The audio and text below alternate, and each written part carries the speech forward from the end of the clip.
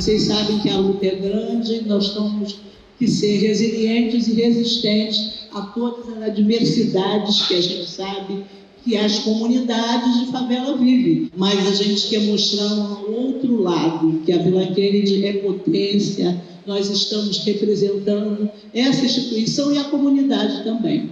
Hoje a gente tem uma parceria que é a Rede Favela Sustentável, que também está sempre nos potencializando, onde a gente conseguiu iniciar o Teto Verde, dar continuidade com a obra para poder reforçar.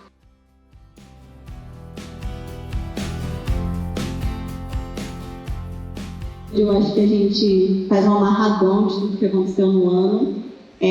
No grande encontro, onde a gente vê um pouquinho de cada pessoa, porque às vezes a gente trabalha em GTs, né, separados, e agora a gente tem a oportunidade de reunir, de trocar com todo mundo.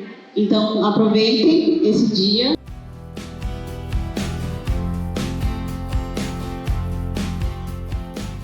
Foi muito legal estar com a Denise lá no Multidão do Salgueiro, enriquecedor pelos contatos, pelas amizades e pessoas que ali estiveram.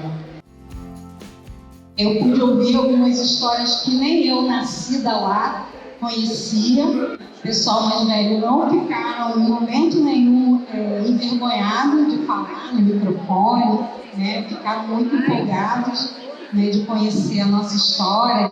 A oficina de jornalismo foi, assim, eu não canso de elogiar todo o processo que a gente teve, desde o começo até no finalzinho. Então, a partir do momento que a gente criou nossas próprias pautas. A comunidade foi no evento, abraçou, falou, se sentiu confortável de estar ali e comunicar também com a gente. Essa atividade, esse termino que nós tivemos, foi algo que, pessoalmente falando, é algo muito significativo, porque eles podiam conhecer um pouco desses territórios. A gente também pode produzir uma nova forma de empregabilidade dentro das favelas. Porque o exemplo são os jovens e lideranças que fizeram mini curso de placas solares. E eles desenvolveram projetos maravilhosos. Eu participei fazendo pesquisa sobre o Rio das Pedras, em casa, em rua, denunciando a falta de água, a falta de energia. Essa capacitação nos trouxe uma nova visão de empreendedorismo. Juridicamente, para a construção de uma organização, foi maravilhoso. Então, eu amei tudo que eu aprendi. Eu gostei bastante. Não costumo ocupar aquele espaço de chegar lá na LEND, falar mesmo, fazer uma audiência pública. Para mim é muito difícil, mas a gente conseguiu chegar lá e fazer o que tinha que ser feito.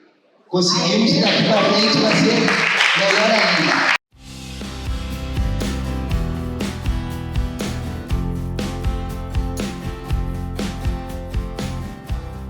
Mas o que mais me chama a atenção é a evolução urbanística das favelas. Você pode ver, olha, a pobreza sempre esteve mostrando na sua cara, a sua face, mas, de alguma forma, com muita dificuldade, evoluiu em algumas coisas.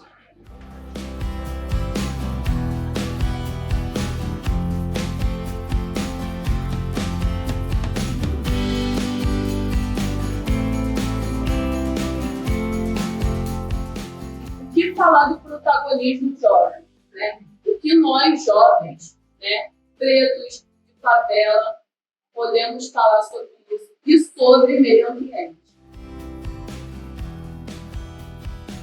O racismo ambiental está entre a gente o tempo todo. É só a gente comparar as coisas, a gente comparar o jeito que a Barra da Tijuca é tratada, eu vou botar onde eu moro, e o jeito onde a Cidade de Deus é tratada. Os jeitos da Cidade de Deus não são tratados da forma certa, como o shopping da Barra da Tijuca é.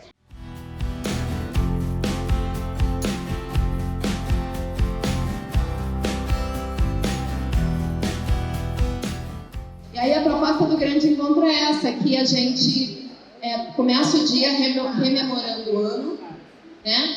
E a gente termina o dia definindo as propostas para o ano que vem. Como a gente vai se adaptar a esse tipo de situação que acontece? Com chuva, com calor extremo, sabe? Sensação térmica de 50 graus. E aí? A gente vai esperar todo mundo morrer de calor? Não. O que a gente consegue fazer?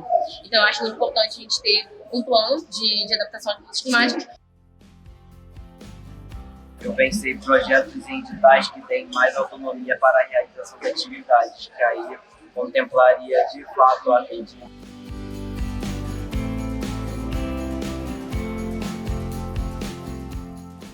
Duas pessoas falaram sobre esse intercâmbio nas escolas, que acaba que também são sementes que vão brotar e passar para as próximas gerações.